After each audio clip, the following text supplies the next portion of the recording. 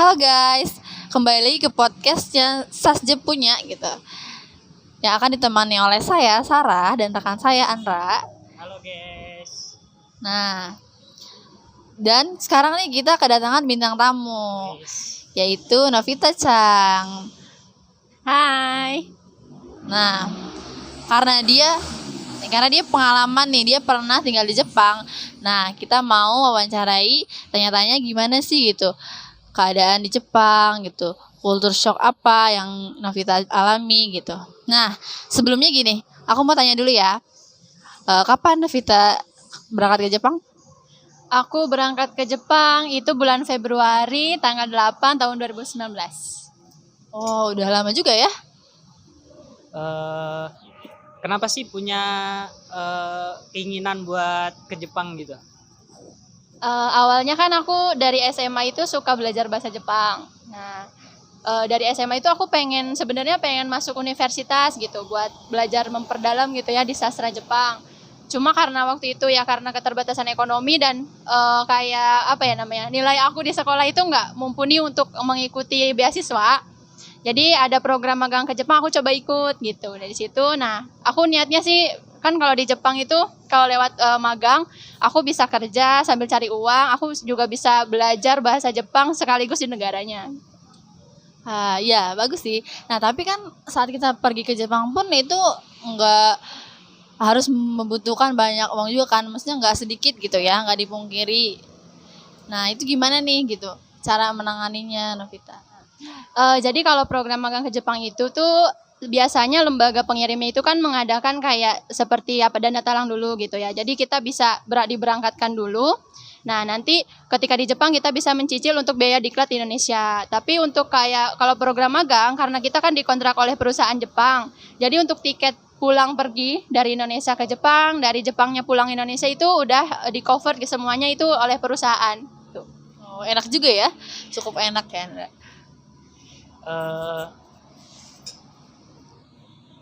Pengalaman apa yang dirasakan gitu pas pertama kali belajar bahasa Jepang baru kemudian ke sana gitu, kan butuh persiapan juga kan?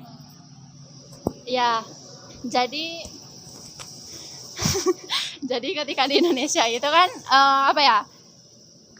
walaupun di SMA itu kan nggak ada bahasa Jepang gitu ya, tapi karena aku ya kayak ada minat aja gitu sama negaranya gitu ya. Ketika pas nyampe di Jepang dan bisa belajar langsung sama orang Jepang pun ya seneng banget gitu rasanya kan. Jadi ya kayak kayak gini ya ternyata Jepang itu, ternyata kalau orang Jepang ngomong aslinya tuh kayak gini ya, beda banget gitu sama di anime ya gitu. Kayak gitu sih. Ya. Berarti Novita tuh ditinggal di prefektur mana sih gitu? Jadi tempat tinggal aku waktu di Jepang itu aku tinggal di Prefektur Gunma, terus nama kotanya itu kota Oizumi Machi. Dari Tokyo jauh nggak? Dari Tokyo kalau naik Densa ya naik kereta itu sekitar 1 jam lebih lah gitu, lumayan jauh. Lumayan ya. Nah di sana itu suasananya gimana? Ramai atau memang sepi di pedesaan? Yang bikin aku kaget gitu ya pas ke sana itu nyampe kan Bandara Narita. Nah, ketika keluar dari bandara itu tuh kita naik kayak bis gitu ya, diantarin ke tempat lokasi kita untuk belajar gitu di Senta. Itu kayak suasana itu jarang banget orang, terus mobil pun kayak nggak seramai di Indonesia gitu, kayak ya ampun sepi banget ya gitu. Emang pas di belajar Indonesia kan suka dibilangin tuh entah itu nemu dari artikel atau mana gitu atau dari buku pelajaran tuh katanya Nihon wa shizukana tokoro gitu ya. Jepang itu tempat yang sunyi, tempat yang sepi, dan ternyata tuh bener gitu pas ke sana tuh. Ternyata Jepang sepi banget. Wow. Jadi kita bisa healing gitu di sana ya gitu. Tapi kan Jepang itu kan kota maju kan. Pasti ada banyak hal-hal yang meramaikan Jepang gitu. Itu di daerah mana biasanya? Nah, kalau aku selama pengalaman aku gitu ya, yang daerah-daerah yang ramai itu yang di perkotaannya gitu. Sama lah seperti di sini kayak di Jakarta mungkin ya. Kalau di Jepang itu kayak di Tokyo, kemudian kayak di Shinjuku kayak gitu-gitu lah ya. Atau kota-kota besar itu kan lebih banyak orang luarnya yang tinggal. Orang luar negeri itu banyak tinggal di kota-kota besar. Terus orang Jepang juga yang dari pedesaan itu banyak yang merantaunya ke kota besar gitu, kayak Tokyo. Menarik juga ya, Ndra. Pernah nggak kepikiran gitu buat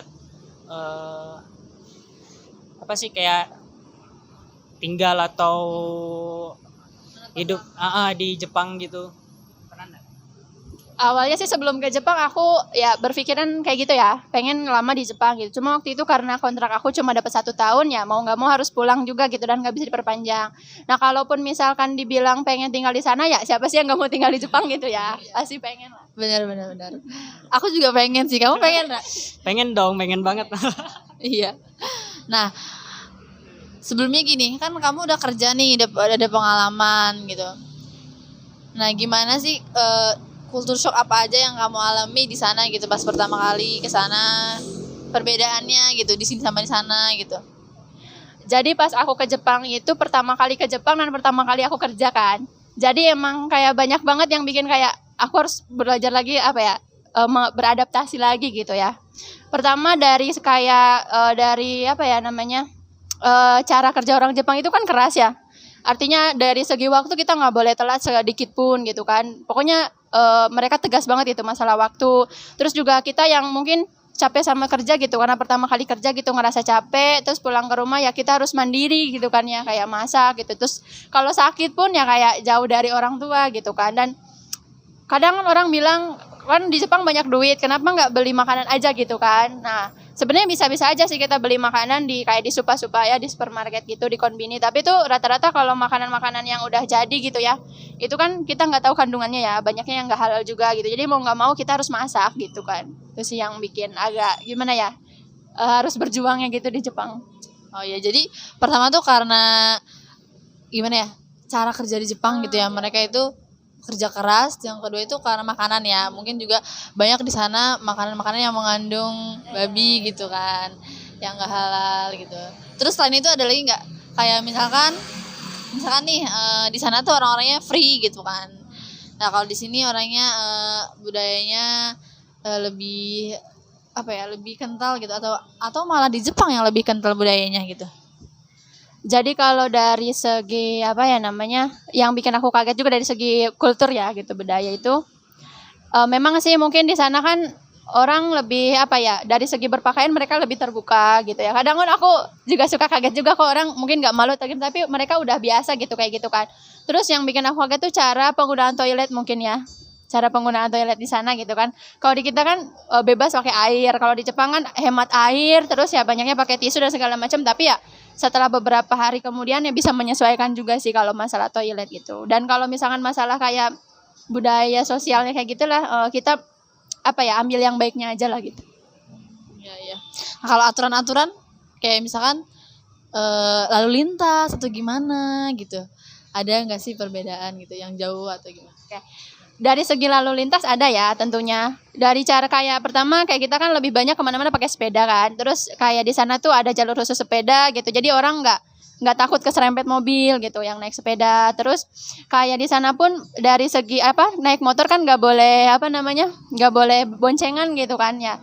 Nggak boleh boncengan kalau naik motor, dan yang pakai motor pun jarang gitu, jarang. Nah banyaknya itu orang pakai mobil, tapi itu pun mereka nggak saling kayak salip menyalip gitu, jadi antri semua gitu sih yang bikin luar biasanya Jepang tuh.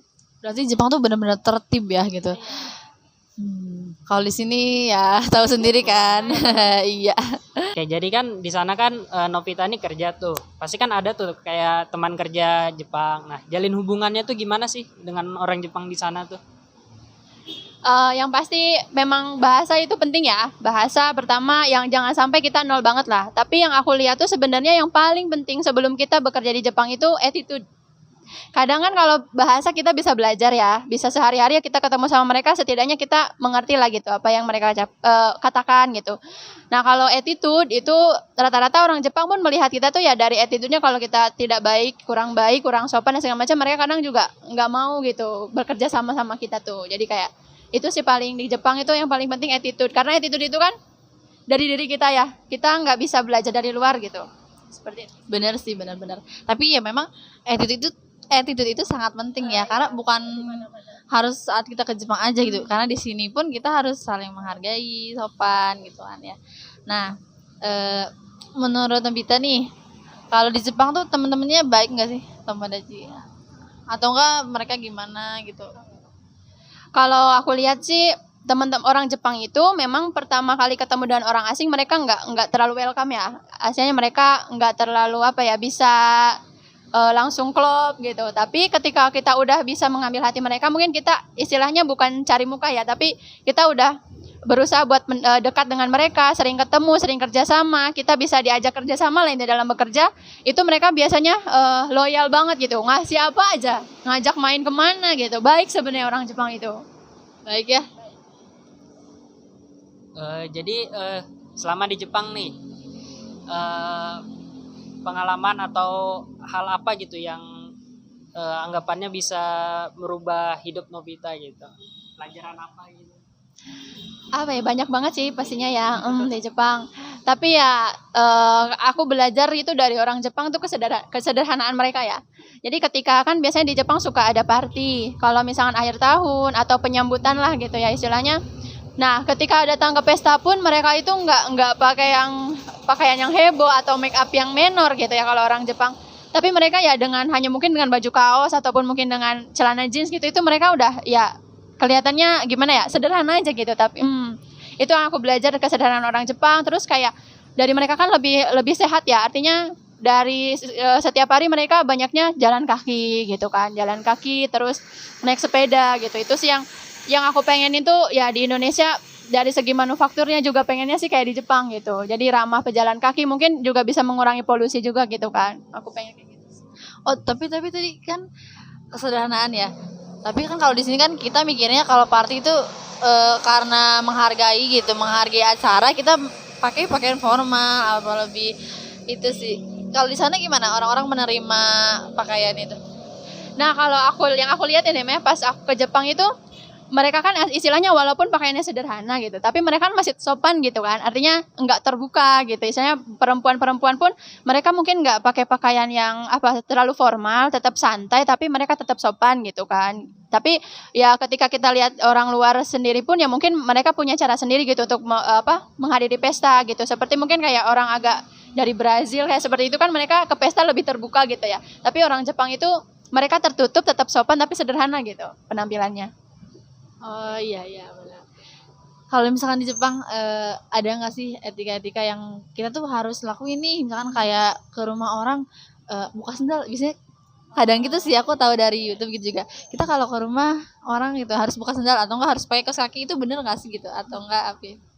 Iya, jadi di Jepang itu tuh kalau hampir setiap rumah Jepang ya itu kan suka pakai suripa ya. Jadi Suripa itu apa? ya, suripa itu kayak sendal buat dipakai di dalam ruangan gitu. Jadi kan kalau di kita mah dibuka ya, dilepas alas kakinya gitu. Kalau di Jepang itu memang harus pakai suripa gitu. Jadi memang ada seperti itu gitu. Jadi orang Jepang banyak sekali kayak tata caranya gitu, tata keramanya gitu ya. Kalau kita kayak bertamu ke orang Jepang gitu kan, dari segi jangankan bertamu lah, kayak dari komunikasi saja pun kita ya harus dijaga gitu bahasanya kalau sama orang Jepang.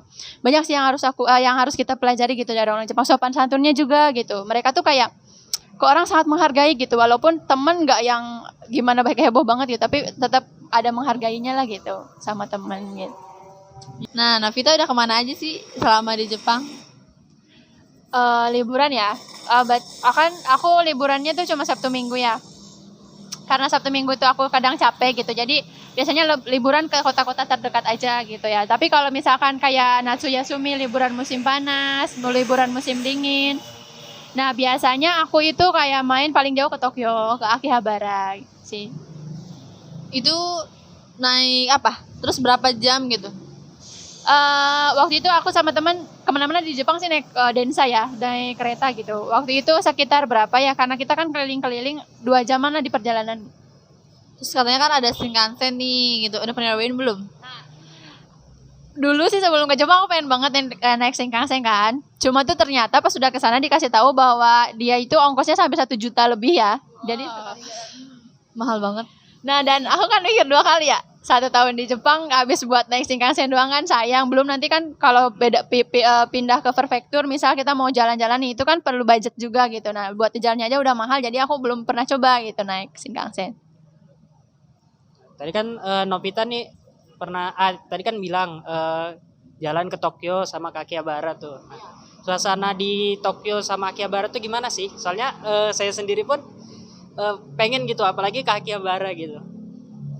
Nah, sebenarnya pas di suasana di Tokyo itu ya tentunya rame ya. Terus kan kalau di desa-desa itu kita nggak terlalu banyak, nggak terlalu sering ketemu sama orang luar, apalagi Muslim gitu. Nah, kalau ketika ke Tokyo itu ternyata banyak juga gitu orang yang Muslim yang pakai hijab itu, tapi dari luar negeri ya, dari Turki dan dari mana-mana.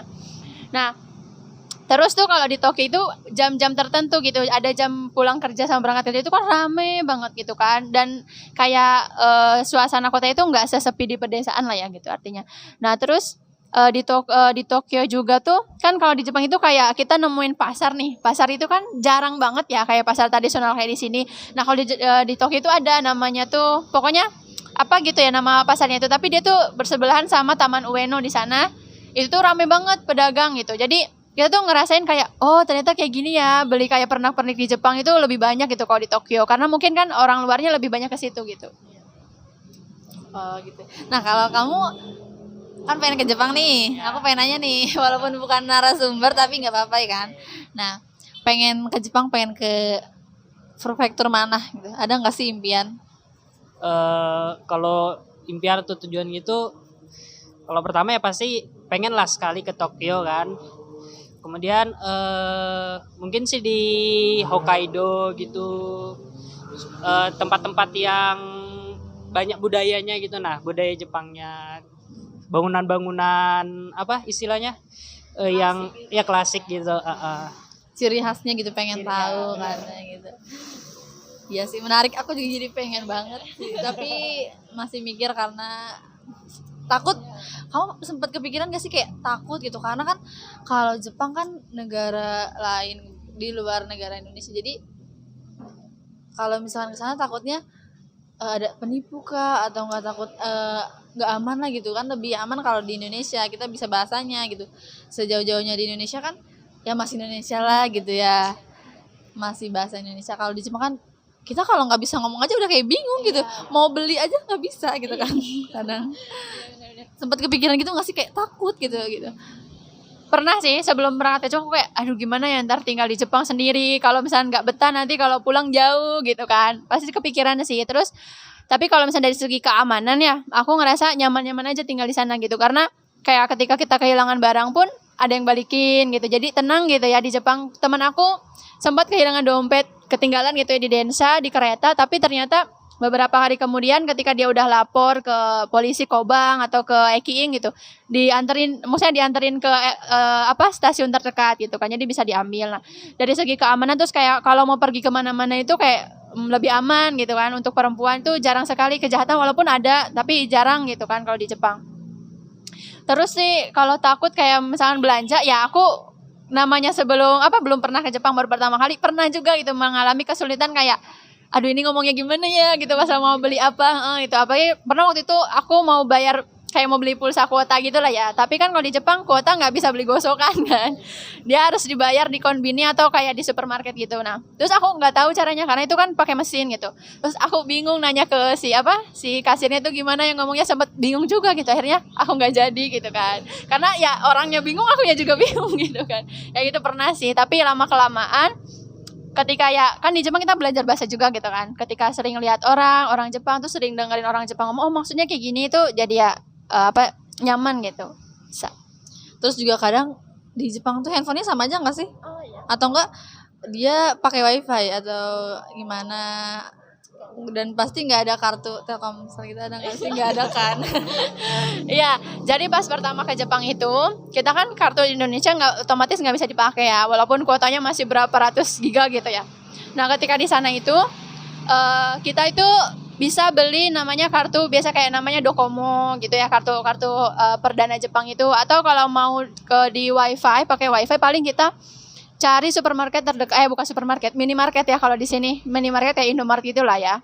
Cari konbini terdekat, kita bisa langsung tethering di situ gitu, kayak mau ngabarin orang tua nih belum punya kartu gitu ya.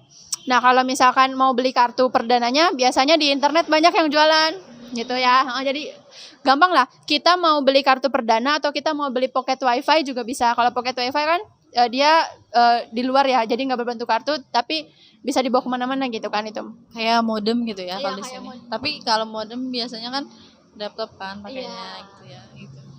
Terus kalau misalkan di sana tuh orang-orangnya ramah nggak? Beberapa yang aku temuin sih ada yang ramah, ada juga yang kayak apa ya? Beberapa sih sempat juga nemuin orang yang jutek kayak gitu loh, banyak ya. Mungkin orang Jepang yang tertutup, nggak, kan orang Jepang rata-rata sebenarnya nggak terlalu apa ya, welcome ke orang baru ya, mereka seringnya hati-hati gitu. Tapi ya banyak juga sih yang ramah ketika kita nanya jalan nih, misalkan kita nggak tahu nih di mana eh, toko daiso terdekat, itu kan nanya ke orang Jepang, tapi mereka jawab kok gitu. Baik sih, ada yang baik, tapi ada juga yang jutek lah. Iya benar sih. Terus pas pertama nih, mereka kadang kalau misalkan kamu kan kadang khotbahnya tuh nggak benar atau nggak bunpomnya kurang jelas gitu. Mereka paham nggak sih gitu pas pertama ngobrol gitu? Iya. Nah, jadi tuh orang Jepang, ada beberapa orang Jepang yang paham kalau misalkan kita itu gaiko kucing ya, orang luar itu. Jadi mereka kayak cepat memahami apa yang kita ucapin gitu. Dan mereka pun merespon dengan bahasa, dengan kotoba ya, kosakata yang mudah dipahami juga. Tapi karena kayak kebanyakan orang-orang di Jepang yang kerja bareng aku itu kan orang tua ya, lansia. Nah, itu tuh kadang mereka suka kebingungan. Nani suka kayak gitu, nanya, kamu ngomong apa sih? Terus udah makan kita mungkin kurang keras ngomongnya, terus kayak karena kita ragu kan, takut salah gitu. Tapi ya lama-lama mereka biasanya sih kalau nggak ngerti apa yang kita omongin kakunin kayak masihin, maksudnya kamu kayak gini gitu. Nah, kalau misalkan bener yang dia sesuai gitu, yang maksud kita bilang hai gitu. Jadi nyambung deh kayak gitu. Terus mereka kadang kesel nggak sih, kadang gimana ya gitu, gimana sih kalau kita ngobrol kesel karena sama-sama nggak ngerti gitu apa yang mau kita bahas. Iya betul, aku juga pernah lagi kerja ya, ini kan disuruh apa ya, waktu itu aku suruh ngelap gitu kan, tapi aku malah ngapain waktu itu aku lupa ya.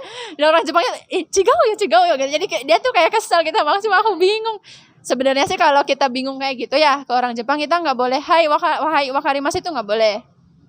Tapi kan karena kita kayak takut mengakui kalau kita nggak ngerti gitu kan, kadang kan kita suka hai gitu aja gitu ya. Tapi ternyata kalau saya ya lebih baik kalau nggak tahu kakunin koya temaska, misalnya gini ya bener nggak gitu, atau misalnya jadi perlu kakunin lah gitu sama orang Jepang. Sering sih orang Jepang kesel sama aku. Sering banget ya. Tapi pasti maklumin lah gitu kan. Kan Novita kesana tuh kerja tuh. Nah, di daerah tempat tinggal Novita tuh biaya hidupnya gimana sih? Apakah dari uang hasil kerja itu mencukupi gitu sebulan atau masih kurang mungkin? Ya, jadi kalau gaji ya, aku kira juga dulu ya biaya hidup di Jepang itu kan mahal ya, otomatis pasti duitnya juga kita secukupnya di sana gitu.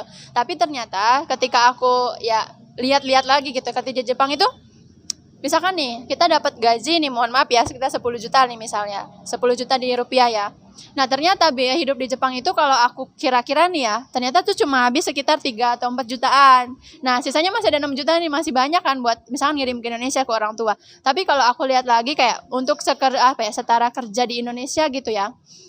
Kayak misalkan kita kerja di suatu daerah yang UMR-nya memang tinggi, tapi kan biaya hidupnya juga segitu gitu kan. Misalkan cuma dapat 3 juta, 4 juta, tapi emang ya hanya cukup buat sebulan gitu. Untuk lebihnya tuh agak susah gitu kan. Nah, tapi ya kalau menurut aku sih di Jepang lebih dari cukup ya dapat gaji di sana tuh. Untuk biaya kita masih bisa makan lah gitu ya. Istilahnya masih banyak yang tersisa gitu. Maksudnya kita mau nabung atau mau apa tuh bisa gitu. Ya jadi di sana nggak sia-sia lah ya gitu. Walaupun pas berangkatnya mahal, tapi ya di sana juga biaya hidupnya nggak terlalu mahal kan gitu. Masih banyak uang yang tersisa gitu. Nah, untuk atau tempat tinggal nih di sana, menurut Novita mahal nggak sih? Jadi sebenarnya kayak dari makanan juga kalau dibandingin sama di Indonesia emang lebih mahal di Jepang ya. Nah, apalagi nih rumah kan, istilahnya kita kayak ngekos gitu pasti mahal lah. Jadi kalau misalkan di Indonesia kan misalkan dari 500.000 gitu ya udah bisa ngekos. Nah, kalau di Jepang itu tuh sekitar apato itu satu apato itu nyewanya 1 bulan sekitar 5 juta. 5 juta ya. Nah, tapi fasilitas yang dikasih dari orang yang punya apato tuh udah ada kulkas, udah ada TV, udah ada kasur, otomatis udah ada kayak bathtub, ya udah ada mesin cuci, udah lengkap lah ya, microwave dan segala macam. Nah, untuk menyiasatinya supaya kita nggak ngap gitu ya buat bayarnya, nah biasanya kita tinggal bareng-bareng sama teman gitu, jadi bisa patungan. Walaupun ya dari segi bayar listrik sama bayar air beda lagi gitu, gas juga. Oh beda lagi ya. Terus tapi kan kadang kalau bareng-bareng dimarahin nggak sih gitu kan, kadang maksimal 2 orang atau di sana kayak gitu nggak? Kalau di sini kan maksimal 2 orang. Nah, kalau di Jepang itu si perusahaannya sendiri pun lihat kapasitas si Apato-nya sendiri ya. Kalau misalkan di Apato itu ternyata di sini ada 2 kamar, berarti kan bisa 4 orang gitu ya. Satu kamarnya misalkan 2 orang gitu. Nah, kayak gitu tergantung sih. Dan kita pun justru malah perusahaan tempat tinggal aku tuh malah ngebolehin kayak ya udah kamu pilih teman kamu aja, kamu mau sama siapa gitu. Jadi nggak yang ngatur-ngatur sih. Yang penting ya kita nyaman tinggal di Jepang, kita nyaman kerja, kita konflik diminimalisir gitulah ya. Jadi kita boleh pilih teman kita gitu yang nyaman siapa gitu sih. Jadi Iya. Di sana kamu tinggal berapa orang? Kalau sekamar? jadi aku kan di Jepang itu sempat tinggal di apartemen itu selama 4 bulan. Itu aku tinggal, teman aku berempat juga dari Indonesia gitu. Di sana waktu itu ada namanya Teh Dewi, Teh Arin. Jadi orangnya yang udah lebih dewasa dari aku ya. Teh Dewi sama Teh Nisaus kan. Nah, kalau pas setelah 4 bulan itu, nah itu kan selama 4 bulan kan di asrama si perusahaan aku masih ada senpai kan. Senpai belum pulang Indonesia aja. Setelah senpai pulang Indonesia, aku pindah ke asrama. Nah di asrama itu 4 lantai, tapi kamarnya ada berapa puluh gitu ya. Nah satu kamarnya 2 orang gitu. Jadi waktu itu aku tinggal sama Teh Dewi yang di kamar yang di asramanya mah. Berarti 2 kali pindah ya tempat ya. Tapi kenapa nih kepikiran pengen ke asrama? Padahal kan udah enak kan di Apato tuh semua ada gitu. Kita bisa ngapain aja. Jadi sebenarnya aku juga pengen di Apato, pengennya di apartemen ya. Cuma ini udah kayak aturan perusahaan. Kita juga udah mohon-mohon, udah deh kita di asrama aja. Kita di Apato aja gitu ya, di apartemen aja. Kita nggak mau ke asrama. Kalau di asrama kan dapurnya barengan gitu ya istilahnya. Terus walaupun tidur masing-masing, cuma dapur barengan. Terus kayak kamar mandi kan istilahnya satu kamar mandi cuma disekatin sama gorden gitu kan. Kayak gitu sih yang nggak enaknya gitu kalau di asrama. Tapi ya namanya kita, enaknya di asrama itu wifi sama air, gas itu udah gratis. Kita cuma cuma bayar sewa asrama itu sekitar 2 juta doang. Jadi lebih hemat lah ke masuknya ini. Makanya kita ya udah deh tahan di sini gitu biar bisa lebih menghemat juga. Jauh juga ya 5 ke 2 gitu ya, jauh banget. Ada nggak yang mau kamu tanyain? Nobita kan pernah nih tadi tinggal di Apato tuh. Nah, menurut Nobita tuh di Indonesia sama Jepang tuh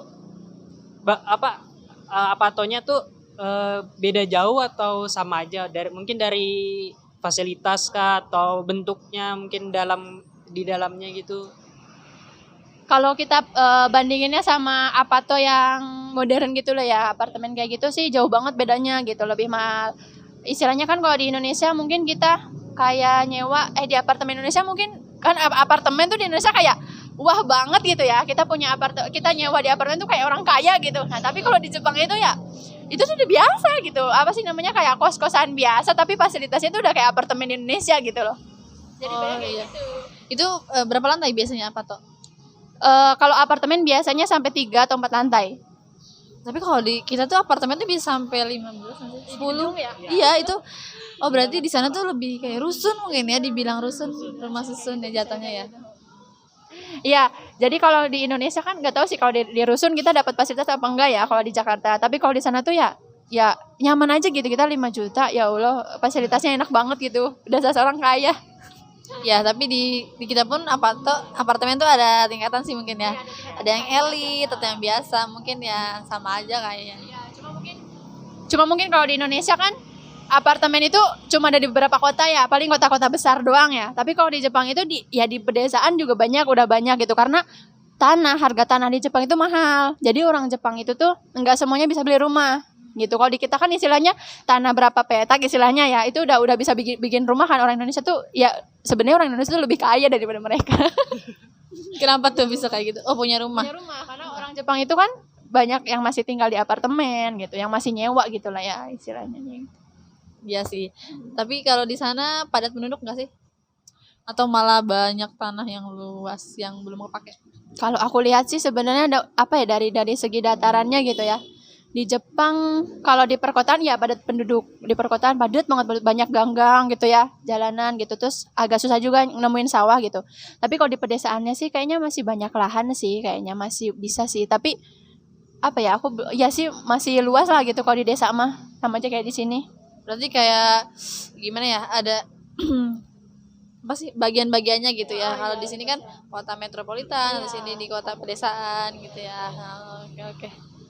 Kalau dari pengalaman Novita nih selama di Jepang, pengennya tuh kalau misalnya tinggal di Jepang pengen yang di pedesaannya kah atau di perkotaannya gitu? Mungkin Kalau aku sih pengennya di pedesaan, karena kalau aku apa ya istilahnya, karena kerja di Jepang itu kan rentan banget stres ya, apalagi nah kalau misalkan di perkotaan itu kan berisik sama suara kereta, berisik sama ya istilahnya hilir di kendaraan gitu ya, itu yang bikin aku kayaknya males gitu kalau tinggal di kota. Nah enaknya kalau ke kota itu cuma buat refreshing gitu, refreshing kayak jalan-jalan gitu kan, buat menikmati suasana aslinya Jepang itu seperti apa gitu kan.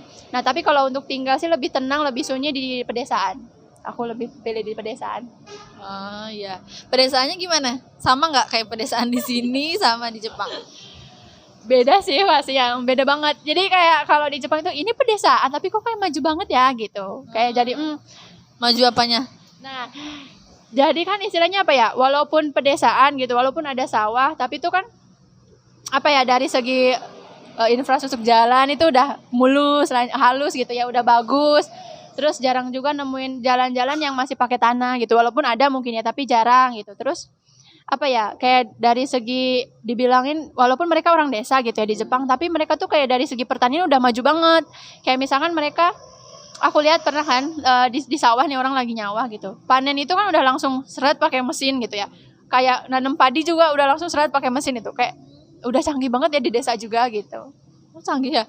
Mesinnya gimana? Kayak di gini kayak traktor gitu enggak sih? Atau ya sama? Iya, mesinnya tuh kayak mobil, kayak mobil. Jadi tuh kalau aku lihat mah ya si mesin untuk yang ngegiling padinya itu dia tuh ada di belakangnya kayak ada karung gitu. Nah, si padinya langsung masuk karung, si gerabahnya tuh keluar sendiri gitu. Udah canggih kayak gitu Jepang. Terus kayak udah apa ketika nanam padi pun mereka kayak udah aja lewatin mau kayak ngendarain mobil gitu. Nanti padinya jatuh-jatuh sendiri gitu. Kayak buat apa udah yang padi udah agak tinggi ya. Oh gitu.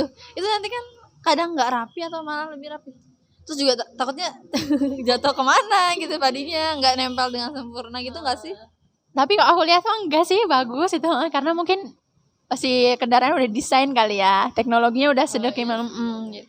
Berarti jauh banget ya kalau di kita ya. Ih, itu menarik banget sih. Jadi kita jadi makin pengen gak sih? ya, pengen banget malah. Semoga deh kita bisa ya tahun depan ya. Nanti ke Jepangnya buat belajar ya, jangan kerja ya capek. Iya sih enakan belajar ya. Oh, jadi mungkin itu aja kali ya gitu. Makasih ya Revita udah bisa ngobrol bareng, ini enak banget sih. Kapan-kapan kita ngobrol lagi? Boleh. Oke, makasih. Nah, mungkin itu aja ya yang mau kita sampaikan gitu. Semoga ini bisa dapat bisa nambah pengalaman, nambah ilmu buat kalian semua gitu.